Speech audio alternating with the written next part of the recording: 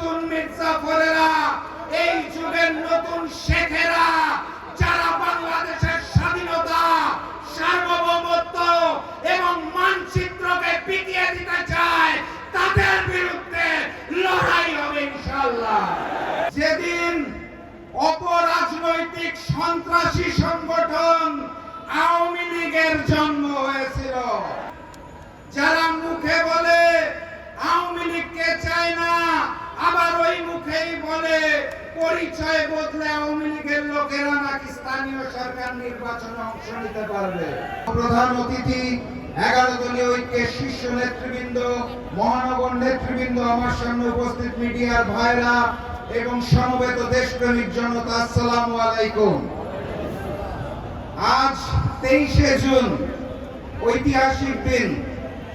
এই 23শে জুনে পলাশীর প্রান্তরে মির্জাফরের দল নবাব সিরাজউদ্দৌলার সাথে বেইমানি করে বাংলার স্বাধীনতা এবং সার্বভৌমত্বকে ইংরেজদের হাতে বিকিয়ে দিয়েছিল। আজ সেই 23শে জুন, যেদিন অপরাজনৈতিক সন্ত্রাসী সংগঠন আওয়ামী লীগের জন্ম হয়েছিল, সেই আওয়ামী লীগ পলাশীর বেইমানির চেতনাকে ধারণ করে বাংলাদেশের জনগণের সাথে বেইমানি করে গুম খুন হত্যা করে গণহত্যা চালিয়ে বাংলাদেশের স্বাধীনতা এবং সার্বভৌমত্বকে হিন্দুস্তানের কাছে বিকিয়ে দিয়েছিল।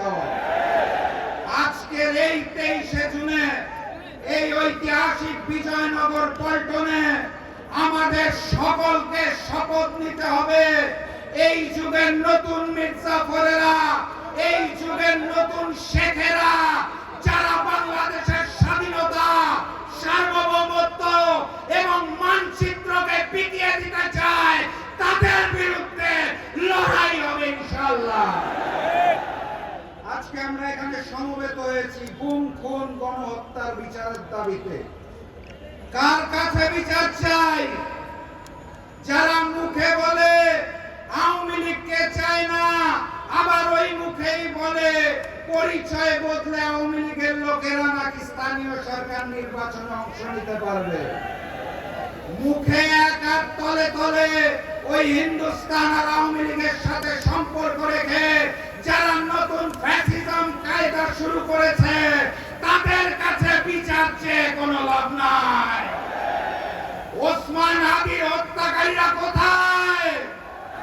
গণহত্যাকারী ফ্যাসিস্ট শেখ হাসিনা কোথায়? তাদের দেশে নিয়ে এসে ফাঁসির কাস্টে ঝুলানোর জন্য এই সরকারের পক্ষ থেকে কোনো পদক্ষেপ দেখা যাচ্ছে না।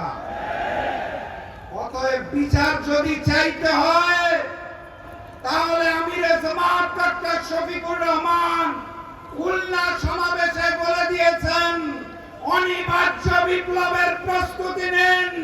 নতুন বিপ্লবের মাধ্যমে 11 দল ক্ষমতায় আসবে, সকল হত্যার বিচার হবে ইনশাআল্লাহ। সবাই প্রস্তুত আছেন? দেখা হবে বিজয় ইনশাআল্লাহ। বিজয়ের পথে যাত্রা শুরু, জীবন অথবা মৃত্যু।